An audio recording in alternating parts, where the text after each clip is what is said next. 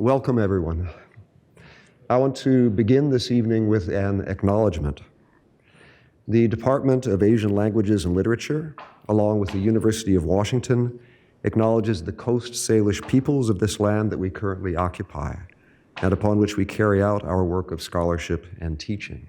As humanistic scholars, we recognize that this land acknowledgement is but one small act in the ongoing process of confronting difficult realities and of striving to be in a just relationship with the land, with its historical occupants and stewards, and their descendants.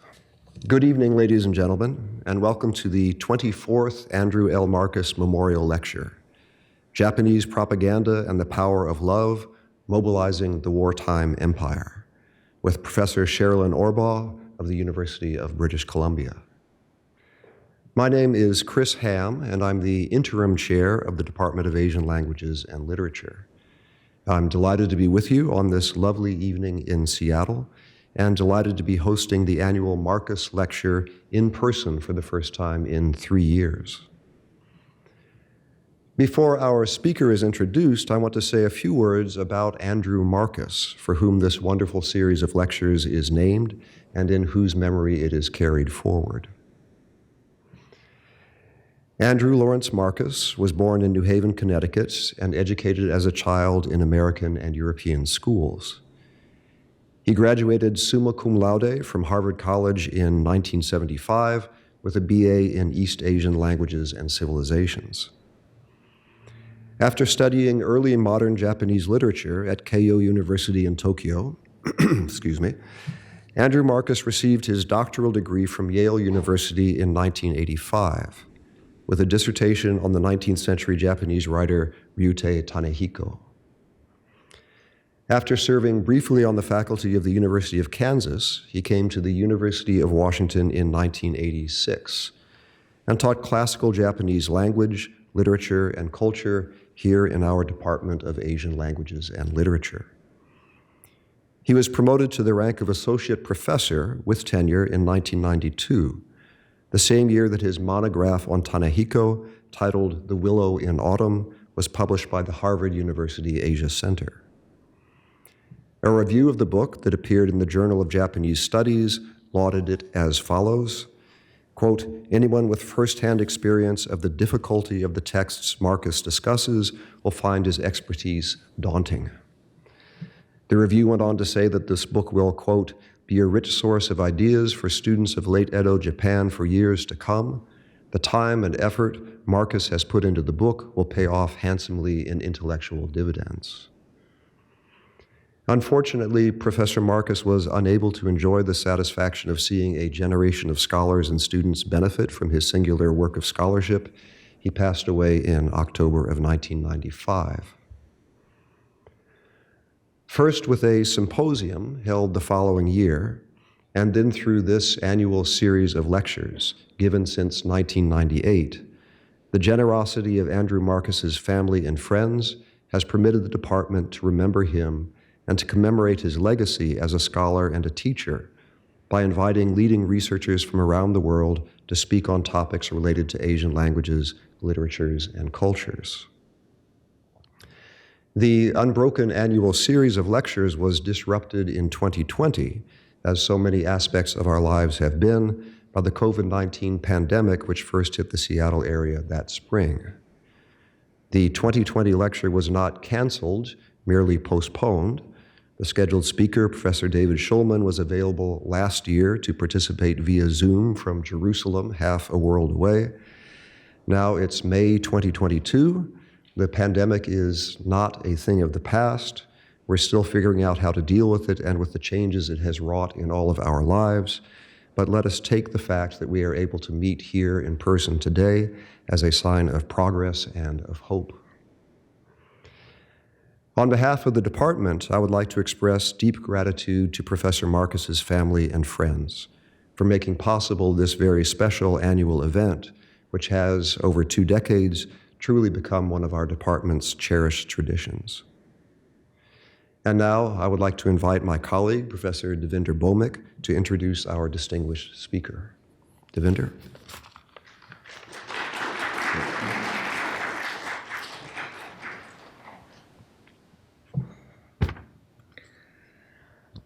Thank you, Chris. Good evening, students, colleagues, and members of the community. It really is so nice to see you here in person. I remember fondly how wonderful a classical Japanese teacher Professor Markus was, and am still so indebted to him. Tonight, the pleasure is mine to introduce this year's Markus lecturer. Sharalyn Orbaugh is Professor of Modern Japanese Literature and head of the Department of Asian Studies, which I recently learned consists of a faculty of 99, yes, you heard me correctly, 99 members at the University of British Columbia. Besides UBC, in the US, Professor Orbau has taught at Michigan, Bucknell, Berkeley, and Stanford. And in Japan, she's taught at the University of Tokyo and Ritsumeikan University. Dr. Orbau did her undergraduate work at Wesleyan and received her PhD in Far Eastern languages and literatures from the University of Michigan, studying the works of Shiga Naoya under her supervisor, Robert Danley, and her onshi, Ken Ito, both of whom were classmates of Andrew Markus at Yale University.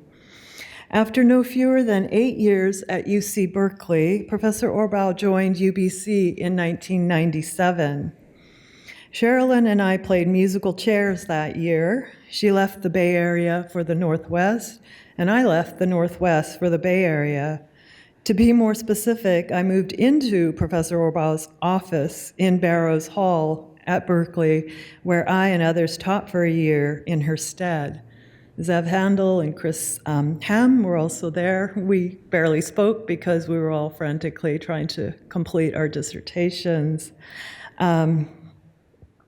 This afternoon, while confirming the name of the hall where our office was located, I learned Barrows has since been renamed over strenuous objections that its namesake, David Prescott Barrows, UC president from 1919 to 1923, was a colonizer of the Philippines' education system in the early 1900s and wrote, reflecting the U.S., quote, humanitarian imperialism, end quote, of his time that, quote, the white or European race is, above all others, the great historical race, end quote. Others have countered that Barrows was actively anti-racist since he also created a high-profile committee that fought influentially for the rights of Japanese Americans in their most vulnerable hour. Whether Barrows is or isn't racist is unclear to me. What is clear is how bereft graduate students were when Professor Orbau moved from Berkeley to beautiful British Columbia, and what big shoes she left to fill. Professor Orbau specializes in modern Japanese literature and popular culture and teaches undergraduate and graduate courses on the uses of narrative, cultural theory, media theory, post-colonial theory, and critical race theory. Her most recent research project, about which we'll hear tonight, focuses on the use of literary and popular culture products for propaganda purposes during the 1930s and 40s in Japan and its colonies. More specifically, she's worked on the visual and narrative culture of wartime and occupation-era Japan, especially prose fiction, magazines for women and children, and kamishibai, or paper plays, the nature and function of propaganda, and the censorship of cultural products. The culmination of this research is Propaganda Performed, Kamishibai in Japan's 15-Year War. Prior to her work on kamishibai, Professor Orbau conducted extensive research on post-war women's fiction in Japan and its engagement with the body, gender, sex, and sexuality generally. This resulted in a truly exhaustive study, Japanese fiction of the Allied occupation, vision, embodiment, identity. Professor Orbau also researches and teaches extensively in the area of gender, sex, and sexuality in contemporary manga and anime, anomalous embodiment in popular culture products in the modern period in Europe, North America, and East Asia, and narratives of the post-human in modern Japanese fiction, film, manga, and anime, and science fiction generally, particularly the queering of ontological boundaries.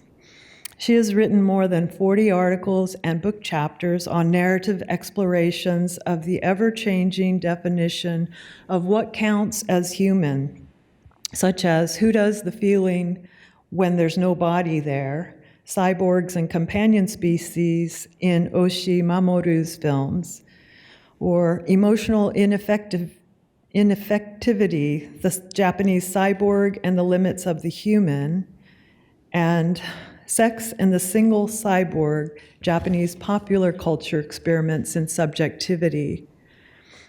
Finally, Professor Orbau is editor of a forthcoming reference work, The Columbia Companion to Modern Japanese Literature.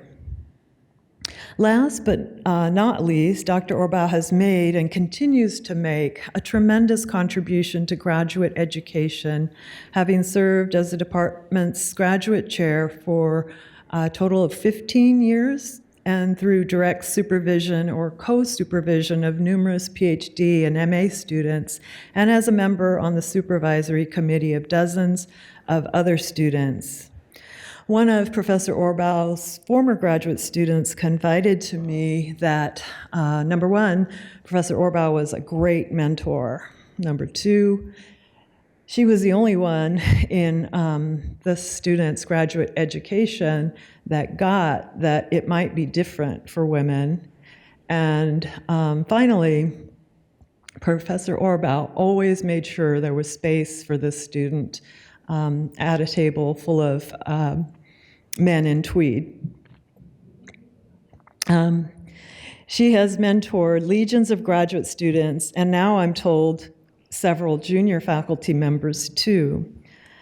Professor Orbau gracefully wears many hats and has long remained a role model to me. Please join me in welcoming Professor Orbau to the University of Washington.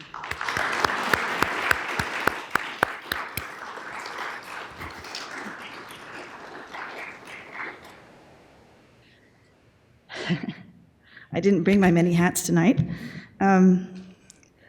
And the only hat I've been wearing lately is that of an administrator. So I'm feeling a little bit out of my depth to try to do a presentation again. But I'm so delighted to be here, and I want to thank those who invited me and all of you who have come out tonight. I'm going to jump right into this because my talk is rather long. And my topic this evening is what political work does love do in the context of propaganda? And I'm going to begin by asking all of you to exercise your imaginations. You are a 36-year-old Japanese widow, and your country is in a state of total war. Your beloved son is off fighting on a distant battlefield, while you and your daughter cope with home front conditions that include lack of food, fuel, clothing, as well as occasional bombing raids. Your daughter spends her days working in a munitions factory, and you labor in the neighborhood vegetable garden to supplement the meager food rations. One evening, the leader of your neighborhood association arranges for a performance of an illustrated kamishibai play. You're exhausted from the day's labor and sick with worry about your son, from whom you haven't had a letter in months. But your attendance at the play is not optional, so you pull yourself together and go to the local park to join your neighbors, huddled together close to each other to view the small stage. A young woman begins to narrate the play. This play, Mume no Haha, the Unsung Mother, as she reveals the illustrations one by one.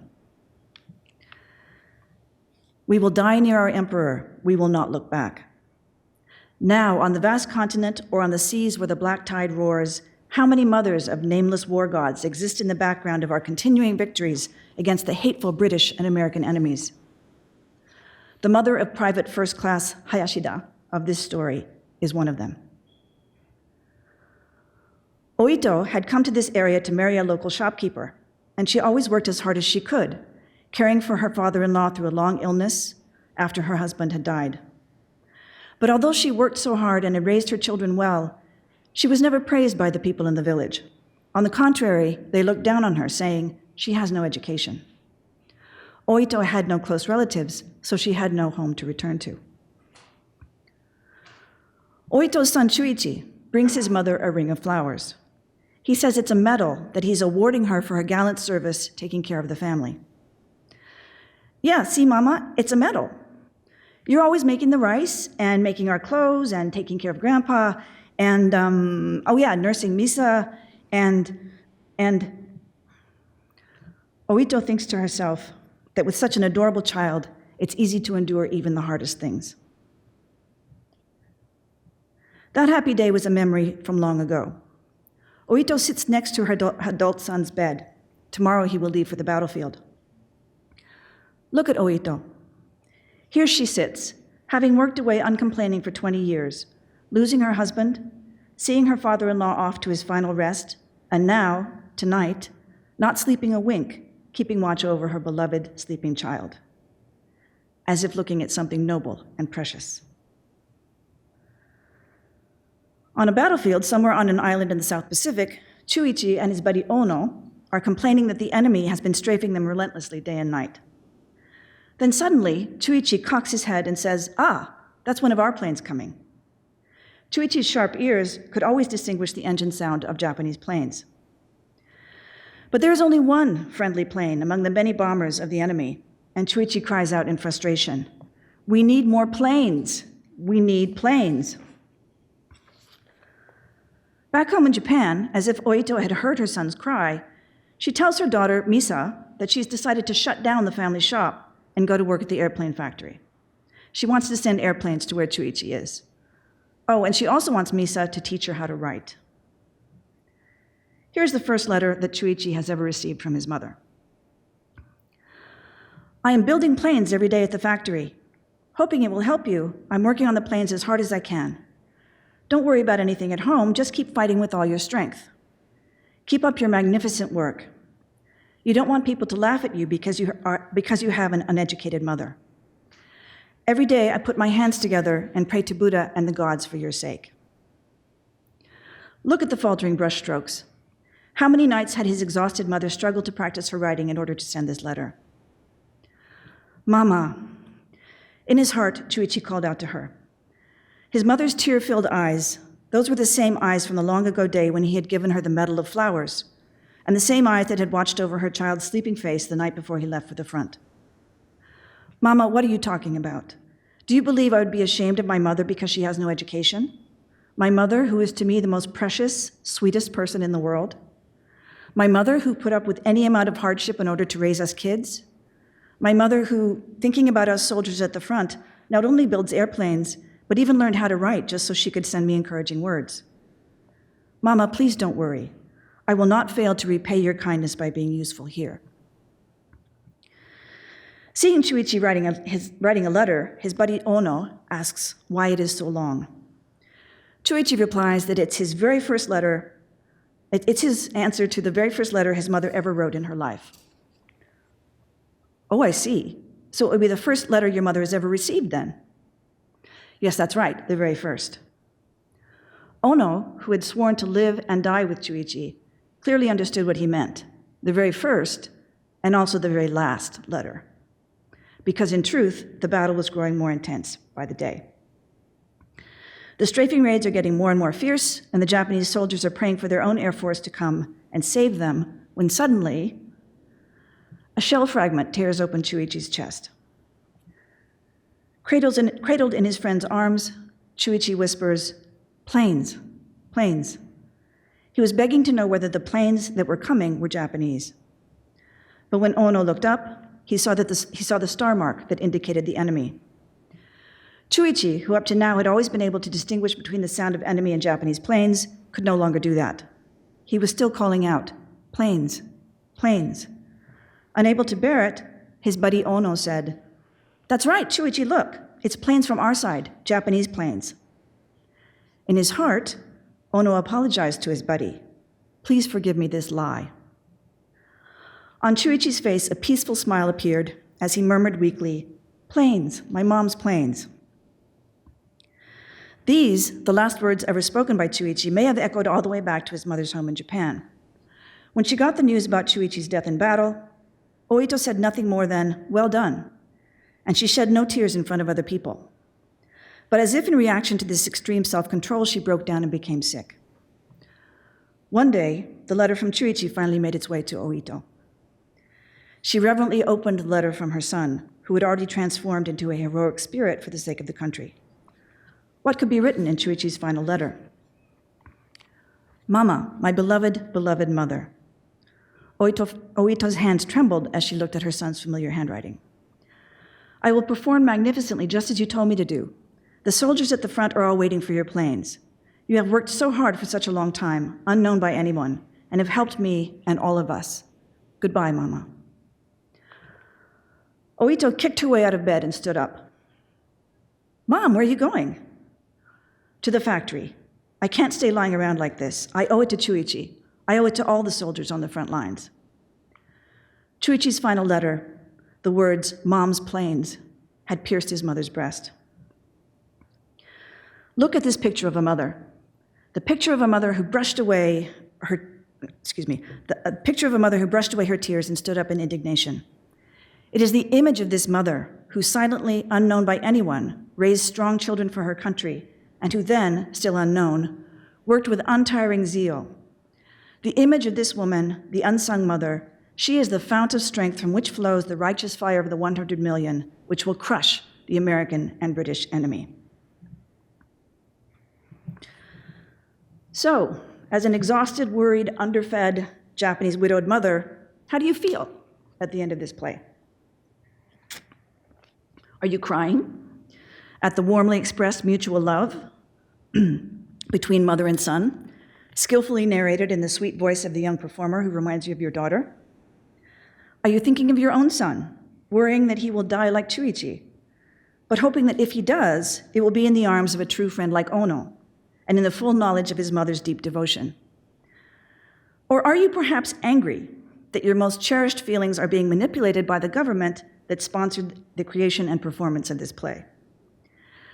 Or perhaps you're feeling a confusing mix of anger and empathy, sorrow and hope. Even if a public opinion researcher were to ask you at this moment how the play made you feel, you might have no clear answer. This has been a somewhat lengthy introduction. I really plunged you right into it, to kamishibai, one of the most widespread and frequently viewed forms of mobilization propaganda in the wartime Japanese Empire. This play, The Unsung Mother, was produced quite late in the war, December 1944, by which time the quasi-governmental organization that produced most propaganda kamishibai, it's this organization, the Nippon Kyoiku Kamishibai Kyokai, which I'm going to abbreviate to NKKK for the rest of the talk. The NKKK had become extremely skilled in using the properties of this medium to accomplish the wartime government's goals. As you will have noticed, it's a play in which love is the primary motivator throughout. Not love of empire, not love of country, or of some abstract ideal of the Volksgemeinschaft or the greater East Asia co-prosperity sphere, but the limitless love between a self-sacrificing mother and her explicitly grateful son. You will also notice that the affective emotional power of the unsung mother is pretty much exclusively from love, not accompanied by any attempts to engender hate or fear of the enemy.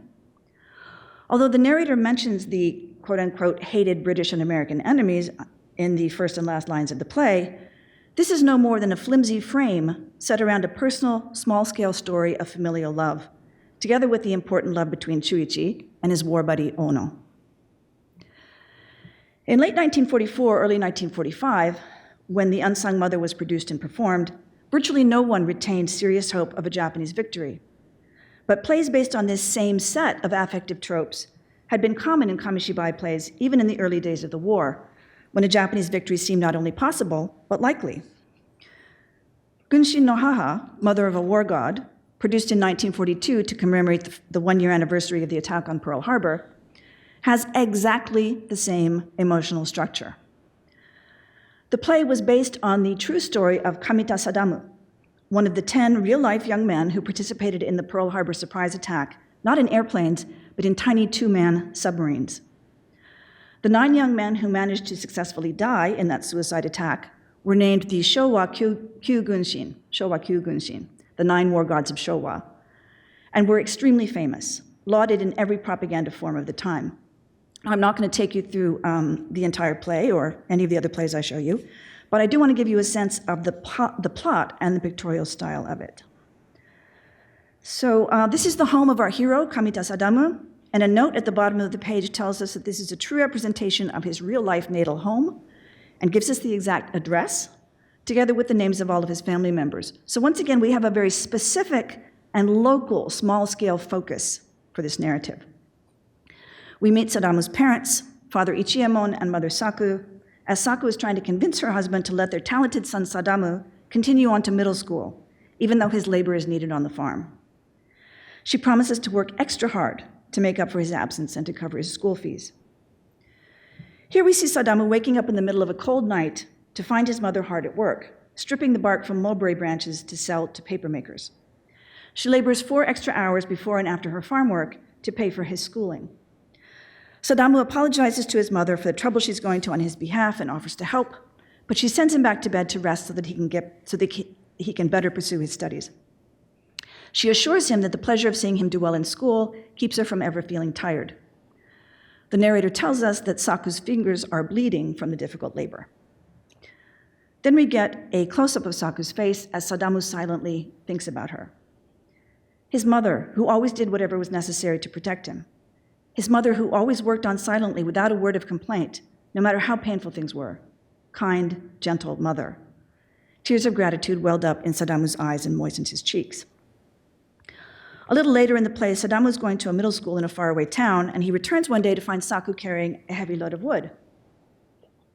She explains that there's little farm work to do at the moment, so she's earning extra money by carrying lumber for the lumber mill.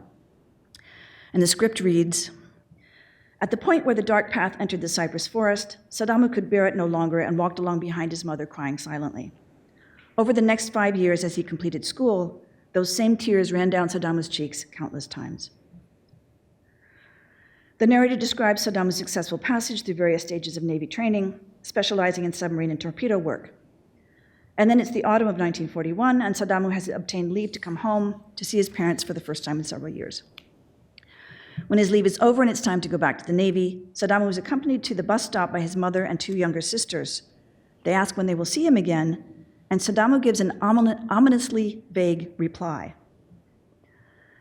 As the bus approaches in the distance, Sadamu says goodbye to his mother, telling her to please take good care of herself. He apologizes for all the hard work and trouble that he's caused her, and he ends by saying, "Please live a long and happy life." The narrator then comes in to tell us that those were the last words Sadamu ever spoke to his mother. We see the destruction of the US fleet, and then in the next scene, the narrator continues with a grandiloquent speech about Sadamu's brave deeds in the Pearl Harbor attack, in which he nobly sacrificed his life and became a gunshin, a war god.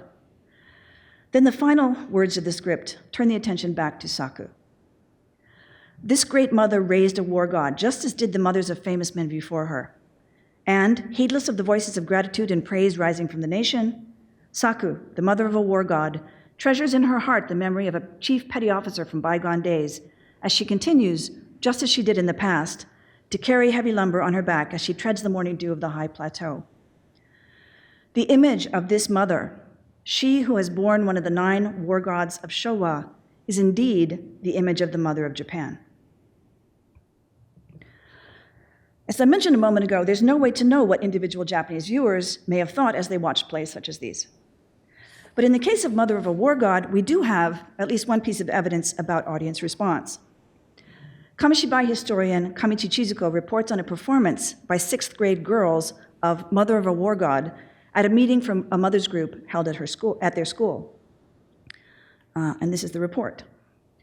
Because it was 2 days after the 1-year anniversary of the beginning of the Pacific War, the auditorium was full of tension from the start. As the pictures went by and we reached the panel showing the mother with the firewood on her back and the image of her son behind her crying, you could hear a muffled sobbing here and there in the audience. As the play continued and the schoolgirl performer began singing in a beautiful voice, "If we go to sea, we will not look back," while at the same time revealing the panel that had the image of the war god, there was not a dry eye in the house. In response to the mother's great love, the child's gratitude is also great. It was at this line that the sound of crying in the audience reached its climax. We cannot know what emotions motivated the tears of each of the Japanese women in that audience. But as I have argued elsewhere, it doesn't really matter whether or not they were all crying for the same reasons. Creating a sense that the 100 million Japanese and their colonial subjects were all united in feeling, affectively bound into one homogeneous community, was one of the main goals of wartime Japanese propaganda, and kamishibai, such as these two plays, were extremely effective in catalyzing emotional responses that were, at least apparently, uniform. In a few minutes, I will turn to the question of how kamishibai plays were used in Japan's colonies and occupied areas, but first I'd like to give you kind of an encapsulated view of some of the recurring features of script and image that characterize kamishibai as an instrument of mobilization propaganda. In its current form, kamishibai was born on the streets of Tokyo in about 1928 as a kind of entertainment for school-aged children. But its ease of production, its portability, and broad appeal made it suitable for a number of purposes, including religious, educational, and political contexts. For children, it was a wild, cheap, daily dose of serialized thrills, laughs, and melodrama, and the connection built up over time with the familiar kamishibai man was unlike that with any other adult in their lives. For educators, preachers, and leftist political groups in the 1930s, it was kamishibai's appeal to a range of classes, including people who were illiterate or people who were mistrustful of traditional media, that made it so useful. The woman in the left-hand slide is Imai Yone, a progressive Christian teacher, educator, who created this play, The Life of Jesus. This is just one example of the way politicians and other kinds of leftist groups and other kinds of people doing recruitment used kamishibai. When Japan's military incursions in northern China began in 1931, mainstream politicians recognized its potential value as a means for delivering diverse messages to specific demographic groups. If you want farmers to increase production, you could spend hundreds of hours and expensive materials to make a film, which must then be schlepped to every farming village you want to reach. It has to be shown with special equipment in a specially equipped theater. Or you could very quickly and cheaply create a kamishibai play that could be lithographed in large numbers and sent out all over the country and beyond to be performed by anyone who could read the script. As a medium of propaganda, kamishibai offered a degree of flexibility and targeted delivery unequaled by no other. A very wide variety of government ministries, agencies, and non-governmental organizations commissioned kamishibai plays for specific propaganda purposes, targeting specific audiences. As I mentioned a minute ago, the NKKK was the major production house for these, but there were many other production houses across the empire who made plays for the government. I'm going to show you a quick kaleidoscopic view of some of the targets of propaganda kamishibai and the plays created for them. As I do, please note the very wide variety of drawing styles and color palettes for the illustrations.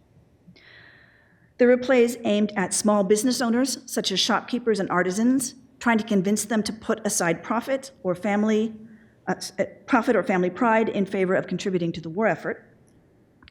And there were many, many, many plays aimed at farmers, generally encouraging increased production, but also fostering pride in farmers' contributions to the war and praising their willingness to give up the labor of their sons to allow them to become soldiers. There were plays aimed at scientists or engineers, helping them to understand that their intellect and skills should be directed toward the war rather than pure research. Plays for rural teenage boys, urging them to work hard on the farm, or else, toward the end of the war, 1944, like this play, urging them to join the Shonen Hikohei, the youth pilots, which this young man is about to go off and do. Plays for impoverished children in the city who were supposed to provide comfort to the soldiers through letters and packages filled with small treats like candy or warm socks.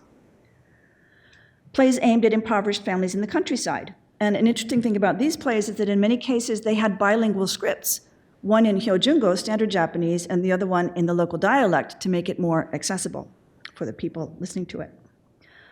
There were, of course, many plays aimed at and featuring mothers of all types. And, as we'll see more of in just a minute, plays aimed at residents of Japan's colonies and occupied areas throughout Asia.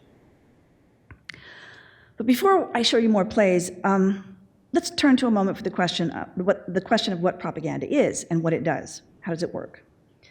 Historian of wartime Germany, David Welch, has come up with an often cited definition. Quote, propaganda is the deliberate attempt to influence public opinion through the transmission of ideas and values for a specific persuasive purpose that has been consciously devised to serve the self-interest of the propagandist, either directly or indirectly. It is a distinct political activity that can be distinguished from cognate activities such as information or education. Information and education are concerned with broadening our perspectives and opening our minds, whereas propaganda strives to narrow them and preferably close our minds. The distinction lies in the ultimate purpose. The self-interest of the Japanese imperial government included goals such as assembling a large and effective fighting force of men willing to kill and to give their lives, as well as mobilizing the people on the home front to provide necessary support for the military project, including being willing to cheerfully send husbands, fathers, and sons to the battlefield, being willing to work in munitions factories or on farms, and to uncomplainingly endure hardships such as lack of food and even bombing raids. Many of these goals are common to any nation trying to organize their citizenry for war. What differentiates them is how well the propaganda succeeds in motivating them to accept and fulfill these goals. As I'm going to say several times over the course of this evening, there is no absolute way to measure the effectiveness of these plays or any kind of propaganda. But in this regard, as historian Barak Kushner points out, unlike Germany and Italy, no major portion of the Japanese population or intelligentsia fled, nor were there any major domestic revolts against the military incursions of the 1930s and 40s, end quote. I would add that Japanese soldiers and citizens on the home front evidently continued soldiering on, even as the war was unquestionably lost. Was this perhaps in part the result of effective Japanese propaganda? Your guess is as good as mine, but it's an interesting thought. In preparation for this talk, I was gathering a bunch of recent headlines and so on in our current, very divided political context, where people are talking about propaganda and how it's all about hatred and fear and so on. I'm not going to go through these just in the interest of time, but let me hit the last one here. Philosopher Sam Keen, in all propaganda, the face of the enemy is designed to provide a focus for our hatred. And just before that, he says this: the job of turning civilians into soldiers involves a liberal use of propaganda and hate training. A variety of dehumanizing faces is superimposed upon the enemy to allow him to be killed without guilt. The problem in military psychology is how to convert the act of murder into patriotism. In all propaganda, the face of the enemy is designed to provide a focus for our hatred. And you can find that there's any number of quotes I could have brought here that support this idea that defining the image of the enemy on a mass scale is a psychological prerequisite for modern warfare, according to Reber and Kelly, and so on. So what I've just showed you really, really fast just scratches the surface of recent and ongoing discussions of propaganda that I've encountered. But this little view does accurately sum up something that I've seen in everything I have looked at. Nobody ever talks about propaganda as intentionally stirring up love for its devious purposes. But that is exactly what the majority of propaganda kamishibai do. Moreover, propaganda kamishibai almost never dehumanize the enemy. On the contrary, the enemy is very rarely depicted in kamishibai at all, except indirectly. Sorry, that's another one. The enemy is the one who shot that shell, the fragment of which killed Chuichi. We see a glimpse of the airplane, but the enemy is just absolutely not the focus here. Instead, the focus is on Ono, who has to lie to give his beloved friend a peaceful death. So rather than arousing hatred by a dehumanized image of the enemy, what's emphasized in this scene is Ono's love for his buddy. Now, as a good scholar, I have to acknowledge that there are exceptions to what I'm saying here. There are plays that dehumanize the enemy, but It's exclusively enemy leaders, particularly Roosevelt and Churchill, as we see in these examples where they're figured as insects and spiders. And then this fabulous one. This is a play about tuberculosis, but we have Roosevelt figured as I don't know what, but certainly dehumanized, similar to the ways Japanese people were dehumanized in US propaganda with claws and fangs and other demonic or animalistic features. And occasionally we see unflattering images of Chiang Kai-shek, such as this one, which also features Roosevelt and Churchill as oni, Japanese demons. But in my data set, which comprises about 200 wartime kamishibai plays, images like this occur in less than 3% of the examples that I read. So kamishibai does not use that particular affective strategy, stirring up hatred by dehumanizing the enemy, in its work of encouraging different demographic groups within the Japanese empire to do their assigned tasks in the imperial project. And significantly, just as kamishibai propaganda does not portray the enemy as subhuman to stir up hatred and fear, neither does it portray the emperor as superhuman to stir up love and devotion. While the supposedly divine emperor was frequently visualized in other media, such as mass market magazines, the closest we get to an image of the emperor in kamishibai is this trope, which we see repeated in several plays, where people go to the Niju-bashi bridge at the edge of the palace grounds to bow to the symbolic location of the emperor. While there is deep respect conveyed in this repeated image, its emotional power pales in comparison to the real point of these plays, which is love, intense love, but on a small scale, not love for some abstract concept such as patriotism or the imperial way. But love alone is not the operative mode of kamishibai's affective coercion.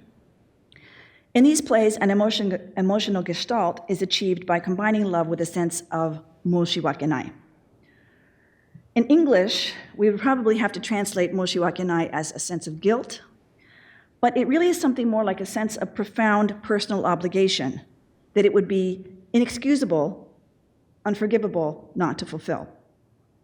When Oito kicks aside her bedding and stands up to go back to the airplane factory, she says to her daughter, "If I stayed in bed, it would be môshiwakenai," to Chuichi and all the other soldiers. Imagistically, this marshaling of the audience's sense of môshiwakenai, or guilt, is summed up in these illustrations of soldiers using their own bodies to form bridges. This is an interesting recurring image in a number of plays because it rarely pictorializes an actual part of the storyline, right? We don't actually have the soldiers doing this in the story. Instead, the illustration acts as a visual metaphor for a message stressed throughout Japanese World War II propaganda, but nowhere better than in kamishibai, and that message is, look at how our stalwart soldiers are providing support for the war effort with their very bodies. How can you not live up to their admirable example? It would be môshiwakenai, unforgivable, of you to slack off on your efforts when they are overcoming obstacles by dint of sheer willpower and physical courage. Compared to the mobilization propaganda in most other nations in World War II, in Japan, the death of Japanese soldiers is often explicitly narrated and pictorialized, so much so that it too becomes a visual trope. This functions as part of the same rhetoric of môshiwakenai. How ungrateful it would be of the home front viewers to refuse to sacrifice their comfort, their money, and even their physical well-being for the war effort when soldiers are sacrificing their very lives, as we see very clearly and graphically in these images.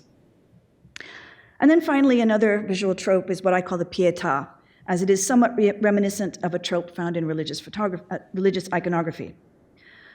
The depiction of a soldier's death is frequently followed by an illustration of his dying or dead body being cradled by his commander or a comrade, emphasizing the strong emotional ties among the soldiers and the feeling of personalized tragedy evoked by every single death.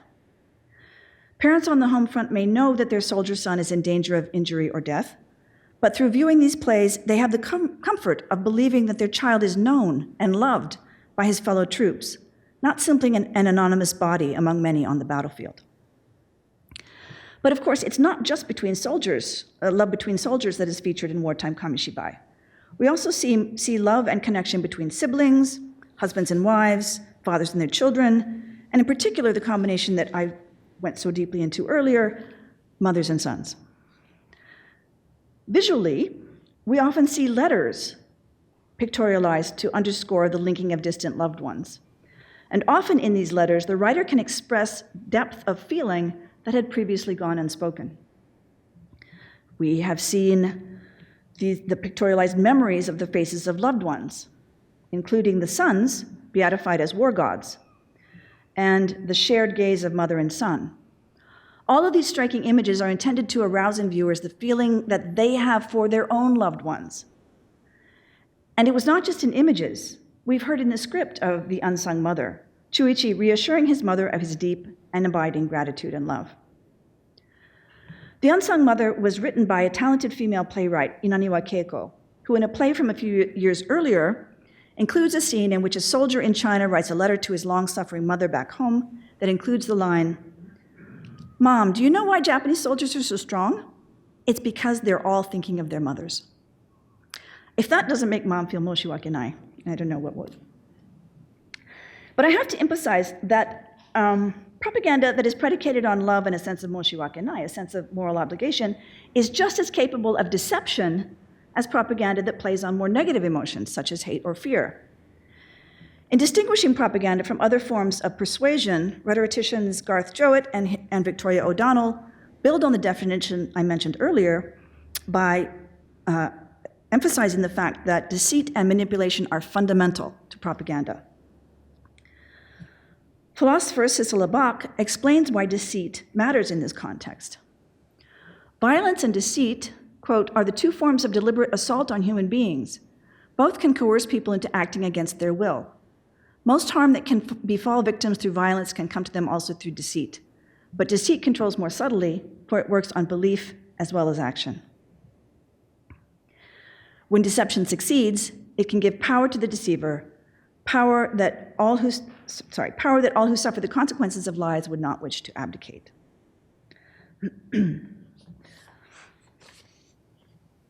Viewers of wartime kamishibai were not deceived into believing that their beloved sons, fathers, and brothers would not die. As we've already seen, the death of soldiers is frequently shown in those plays. The deceit in propaganda kamishibai is elsewhere, a topic to which I'm going to return at the end of the talk. I should also point out that love does not always translate smoothly across linguistic and especially cultural boundaries. For example, there were a number of kamishibai plays about the love that soldiers had for their horses, a theme that played very well in Japan, encouraging farmers to allow their horses to be drafted into service, and encouraging Japanese people of all walks of life to donate money for the care and feeding of the horses on the battlefield. These plays were popular among soldiers too. One play about military horses reportedly attracted more than 1,000 army spectators.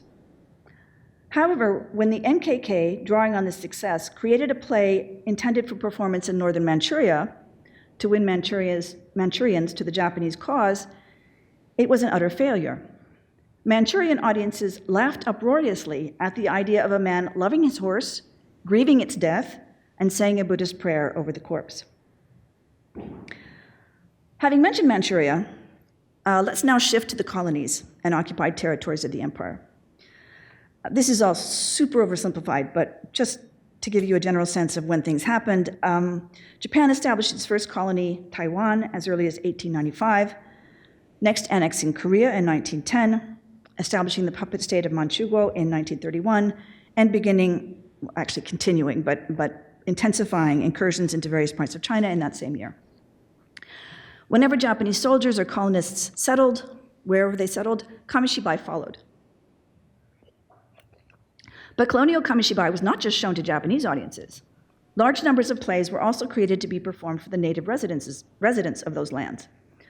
Here we see one being performed in China, and here one in what's identified as Indochina, but I think is Malaysia, maybe Indonesia. Indochina covered a lot of ground in those days. Some were written by propaganda organizations, such as the NKKK, and translated into local languages, but others were created and performed by colonized or occupied people, either voluntarily or under coercion. Unfortunately, virtually none of those plays that were created and performed in the colonies are extant, so we don't know much about their contents. But I do have a few examples to show you from which we can maybe extrapolate some general trends. And we'll start with Korea. From 1910, Japan pursued a policy of dolka in Korea, assimilation. But in 1937, those assimilation efforts intensified under a new official policy known as kominka, which Tak Fujitani translates as imperial subjectivization. In other words, Koreans were to be transformed into proper imperial subjects. Fujitani goes on. The kominka campaign centered on 4 major reform programs. Actually, I'm not going to read them all. You can see them there. But he ends by describing all of this as minzoku massatsu, right, which is an obliteration of the Korean ethos. But Fujitani also argues that the changes of assimilation were not entirely unidirectional.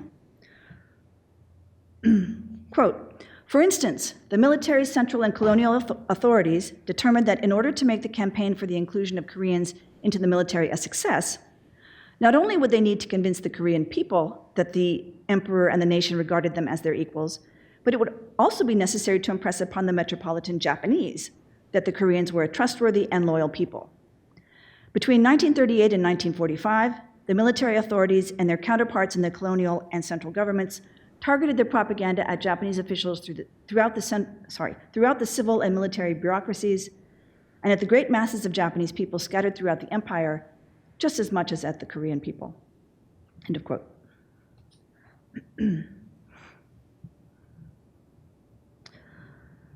Okay.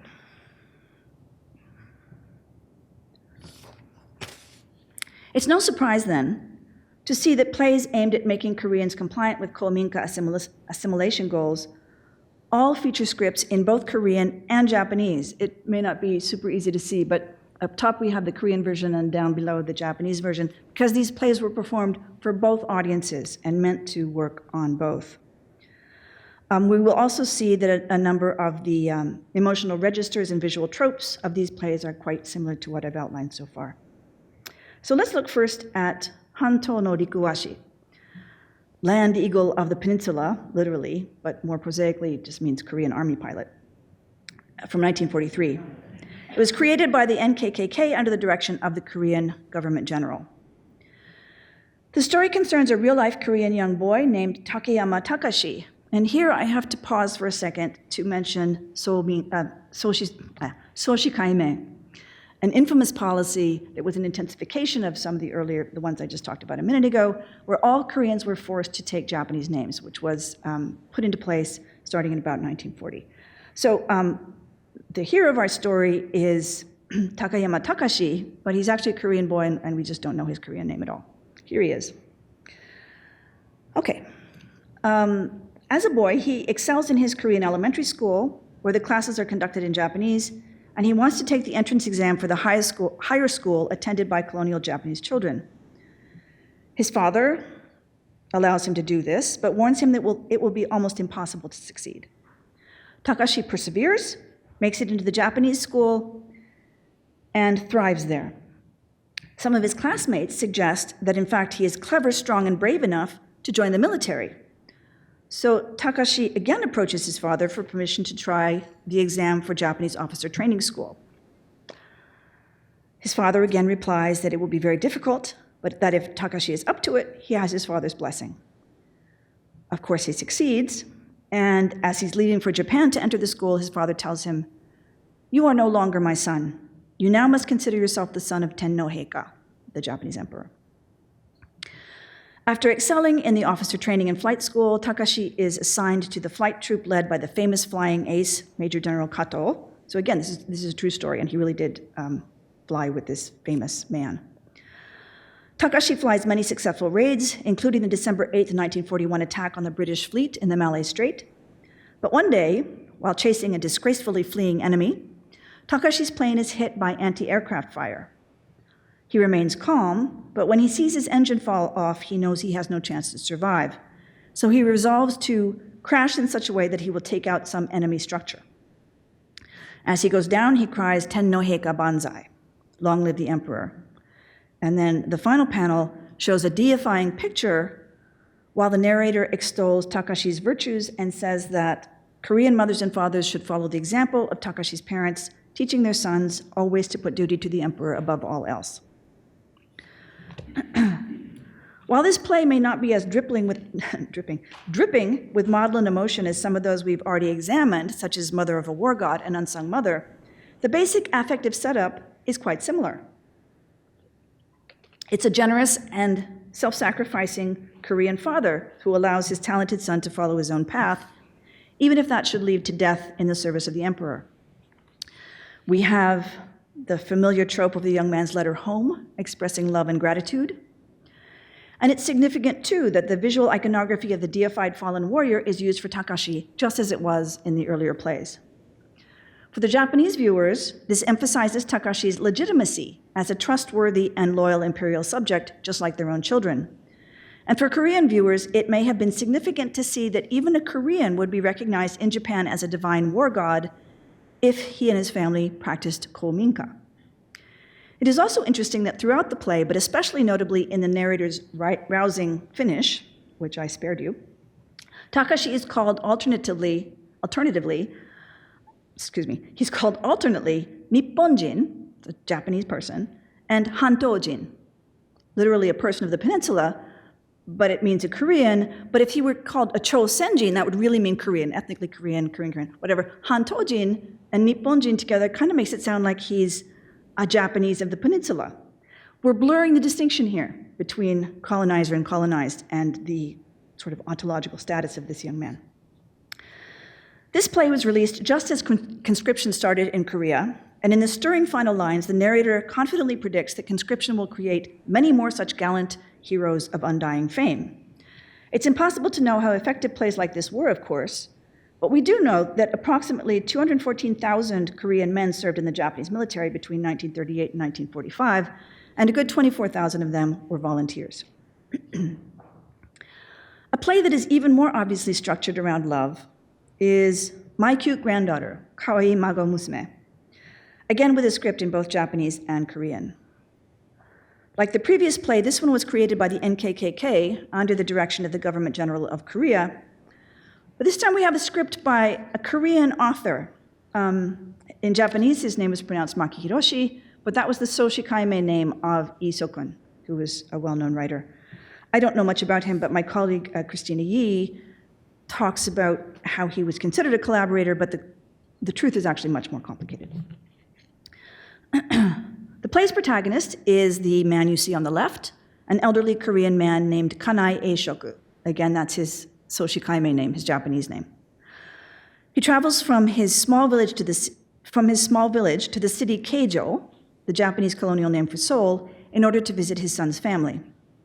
Because he's unable to speak or read Japanese, however, he has difficulty navigating the train stations, where all the signs and announcements are in Kokugo, that is Japanese, the new national language. So he has a hard time knowing whom to ask for help, since most of the people are dressed in kokuminfuku, that's what these kind of brown suits are, the regulation wartime attire encouraged by the Japanese government, which makes it impossible to tell who's Korean and who's Japanese. When he arrives at his son's home, he's also shocked by the fluent Japanese spoken by his granddaughter, Gyokuki. One day, both Gyokuki and her mother are suddenly taken ill, and Eishoku runs to seek help from the nearest pharmacist, who turns out to be Japanese. So Eishoku once again finds himself confronted with a serious language barrier. Fortunately, at that moment, a young schoolgirl named Yoshiko happens to walk into the clinic. Able to speak both Korean and Japanese, Yoshiko interprets for Eishoku. Thanks to her, Gyokuki and her mother get the medicine they need in time, and Eishoku vows to start learning Japanese so that he can properly communicate with and protect his beloved granddaughter. And here he is in the final scene, beginning his language study as he heads home on the train. The visual representation of colonial Korea in My Cute Granddaughter works to emphasize the mixing of cultures suggested by the plot. Clad in the traditional white clothes and black hat of the Yangban gentry class, Eishoku is clearly differentiated from the younger generation. Not only his granddaughter Gyokuki, who wears a Japanese-style school uniform, but also, again, by all of these people in brown, in these militarized kokuminfuku, national dress outfits. That's the Japanese semi-militarized look, who stand out prominently in almost all the scenes featuring the urban landscape.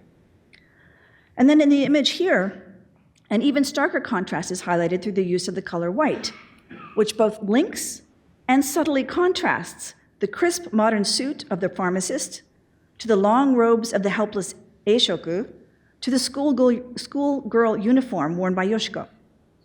Strikingly, in this image, Eishoku looks not toward the pharmacist, but to Yoshiko, whose bilingual fluency is the key to saving Eishoku's family. The self-interested propaganda message from the point of view of Japan vis-à-vis the Korean audience is clear. Assimilation through the national language is essential for ensuring the well-being and success of oneself and one's family, which will then ensure the well-being and success of the imperial nation. But that clearly propagandistic message is muted somewhat through being embedded in a story about the love an old man feels for his only granddaughter and his desire to protect her. And here we see that again expressed by the visual trope of the shared gaze that we saw in some earlier plays. But among the most striking things about this play are the ambiguities and questions raised by the character Yoshiko. Even more so than Takashi in the previous play, Yoshiko's status as colonizer or colonized is blurred or perhaps made intentionally ambiguous. Introduced by the narrator as Shirakawa Yoshiko, Gyokuki's friend, Yoshiko is visually, at least visually, nearly identical to Gyokuki. Based on the name, it would be easy to assume that Yoshiko is Japanese. But given that the play was produced some 2 years after the start of the Soshikaime, the coerced name change policy in Korea, Yoshiko's ethnic origins are not actually clear. Her facility with both Japanese and Korean languages would not have been unusual among young upper-class Korean children educated under the colonial educational system. But it is also possible that the character was meant to be read as a Japanese manifestation of the ideals of Naisen Ittai, Japan and Korea one body, and Nisen Yuwa, harmony between Japan and Korea, which were, everywhere in the Korea-directed propaganda of that time. Certainly, Japanese children born and raised in Keijo spoke Korean as fluently as they did Japanese. So a point to be noted is the way that the love between the grandfather and his granddaughter, whose colonization status is clear, even though the granddaughter speaks Japanese and wears a Japanese school uniform, is mediated through the kind, or we might even say loving, offices of a child whose colonization status is intentionally unclear. Okay, getting toward the end. Let's turn now to China. Japan had control of Korea for 3.5 decades, but its occupation in most areas of China was of much shorter duration and much more complicated. As a result, it's very hard to get one's hands on plays intended to be performed for Chinese audiences because the huge majority of them were destroyed at the end of the war. As you can imagine, the Chinese did not want to save and memorialize the tools through which the Japanese had tried to assimilate them into its fold. I'm going to talk about this play without any pictures. If we get them back, I'll show them to you when they come back. So I do have one play, there we go, that was created in China by a Chinese scriptwriter and illustrator, aimed at a Chinese audience. It's Mokuran Jugun, Mulan Joins the Army, or Muran Tongjun, which, as you would be able to see, if you could see it, has both Mandarin and Japanese versions of the script. It was actually written by a very famous Chinese author, Chen Dabei, and illustrated by a Chinese artist, Mao Wu. Let me try this again.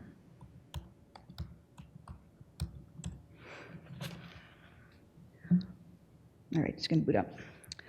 While there's no information on the play itself to indicate where it was produced, it may have been in Nanjing, under the collaborationist government of Wang Jingwei. I imagine everybody here is familiar with the plot of Mulan from the Disney movie, if nowhere else, which stayed kind of close to at least what this play thinks is the main story. Dutiful daughter Mulan joins the army in place of her elderly father, cross-dressing as a man so successfully that even her closest army comrade, Liu Wenqing, or in Japanese, Liu Bunke, does not realize that she's a woman throughout their long and victorious military campaigns together.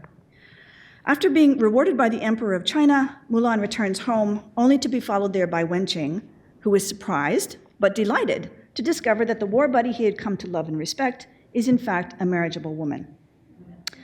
While this play may have accomplished Japanese propaganda goals by encouraging viewers to join the military and be rewarded by the Emperor, its emotional force comes once again from love. I have to say, I don't find it the best of these plays at all, but it does have some emotional force, and what it has comes from love. Mulan's love for her father, the mutual love between the soldier buddies, and then the implied future of marital love between Mulan and Wenqing. As with most kamishibai plays, there is no evidence of how this was received by audiences, but unlike the NKK's earlier mistake with the horse-loving play for horse-eating Northern Manchurians, the story of Mulan is a well-known and safe choice that invokes love without risking cultural misunderstanding. Mulan! I would probably find it a more powerful play if I liked the visuals better, but anyway, here she is in her cross-dressing. Here she is on her horse about to leave. Here she is sharing a bedroom with Wenqing, who never cottons on to the fact that she's a girl. I'm sorry, I'm off script now, but they make a big deal out of the fact that she sleeps with her shoes on, as if it's her feet that's going to reveal, that she's a female. They never talk about any of the other aspects of how things might be revealed or not. But in any case, here they are in battle. Here they are being rewarded by the emperor. And here is Wenqing discovering that she's actually a very modest young woman hiding behind her sleeve. Okay. There we go. Let's end with a couple of plays about China, but not meant to be performed about China, but meant to be performed primarily for Japanese home front audiences, although they might have been shown in China too, with the goal, as usual, of making the people on the home front feel guilty enough, môshiwakenai enough, to work harder to support the war effort. The first is called Record of the Cheerful Troop, Hogaraku Butaiki, and its protagonist is a young woman who resolves to work harder on the farm to support her beloved older brother off fighting in China. I'm not going to go through the plot at all, except to mention that the older brother really loves his horse, and we'll just draw attention to one important scene, which shows a group of Japanese soldiers in China sitting around enjoying a day off after a fierce battle the day before.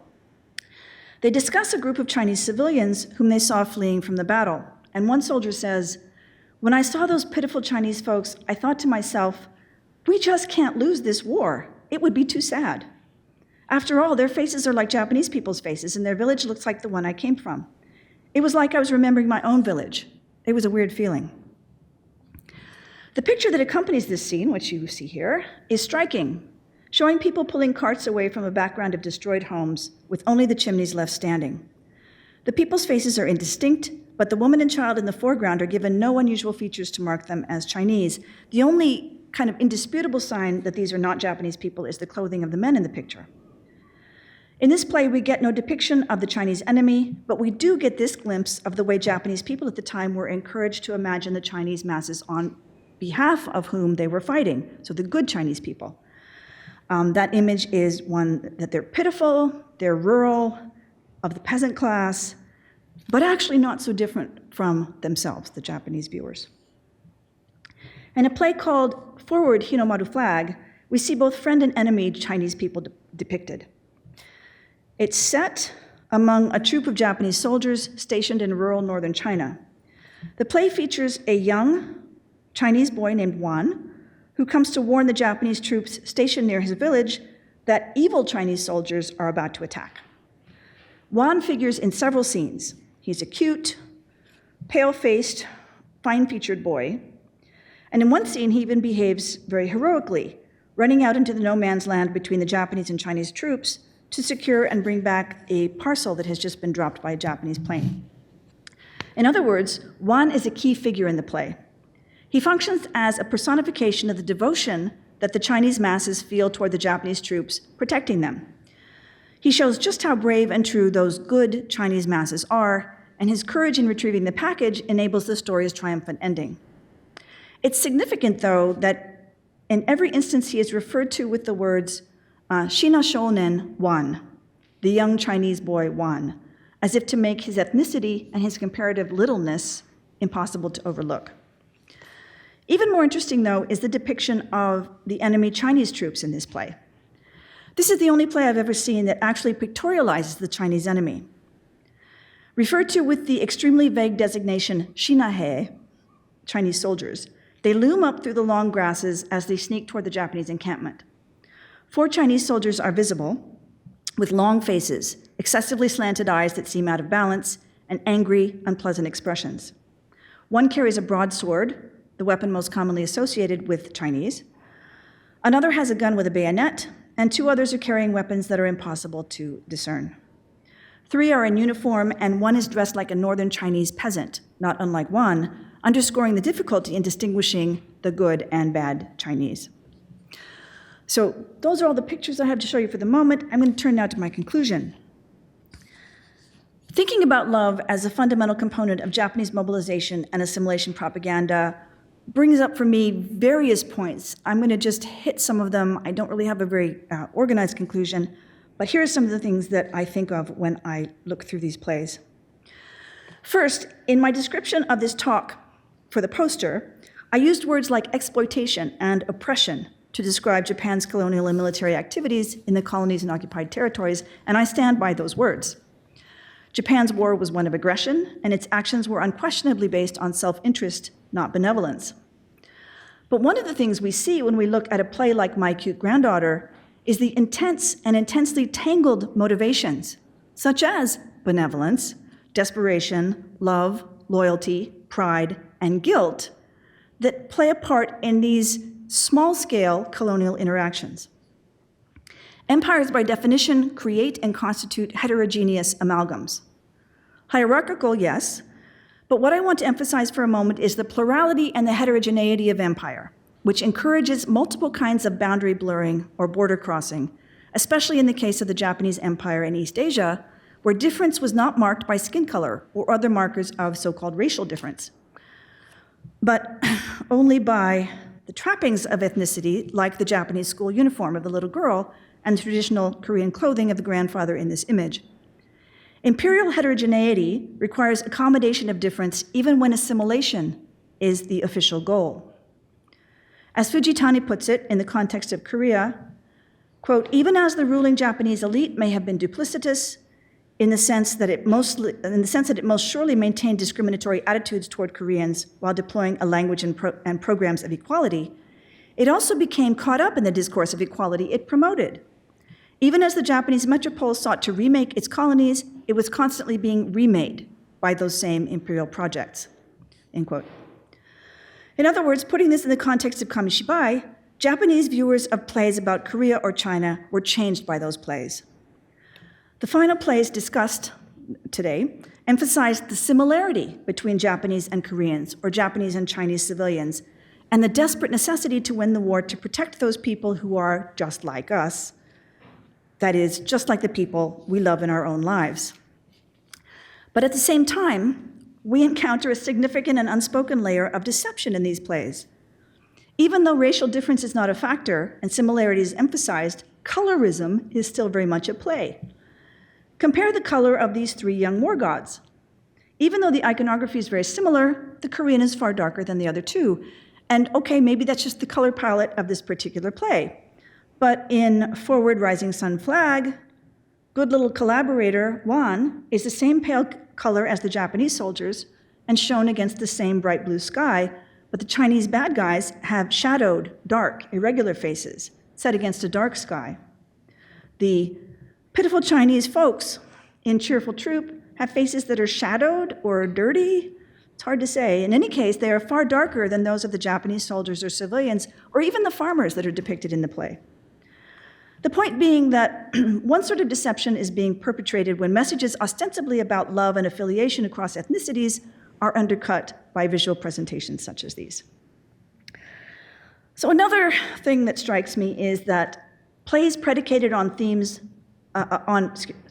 plays predicated on intense localized love are not intended to make you think, they are intended to make you feel. The messages on the surface of these plays, we must work hard and be prepared to sacrifice to defeat the enemy, can be consciously and deliberately resisted without too much trouble. But feelings are much harder to analyze, and emotions, once aroused, are much harder to dismiss. When you were watching The Unsung Mother, maybe a few of you felt a little prick of tears in your eyes, I don't know, despite my not very good performance. Evidently, the wartime audience of mothers who watched Mother of a War God, as reported by Kamichi, were full on crying. Which is to say, not just that, I mean, it's not a simple thing to cry. Their heart rates were elevated, their cheeks were flushed. They had, what they called corticosteroids kind of being pumped out. They're emitting uncontrollable vocalizations of distress. Their bodies had undergone intense neurobiological changes because, as a result of viewing the play. And so this is kind of another place where, I don't know if it's right, if deception's the right word, but something like deception comes in. The ostensible messages of these plays about crushing the hated British and American enemy have no staying power. But the strong sense of môshiwakenai, the sense that it would be unforgivable to shirk one's daily duties, no matter how hard they are, is made all the stronger and all the harder to resist by the emotional charge that the plays deliver, accompanied by the very real physiological changes in the viewer that resonate beyond the immediate moment. So I have other conclusions about these plays, but I really appreciate your attention, especially through my big glitch. Thank you for listening, and I look forward to your questions. Thank you.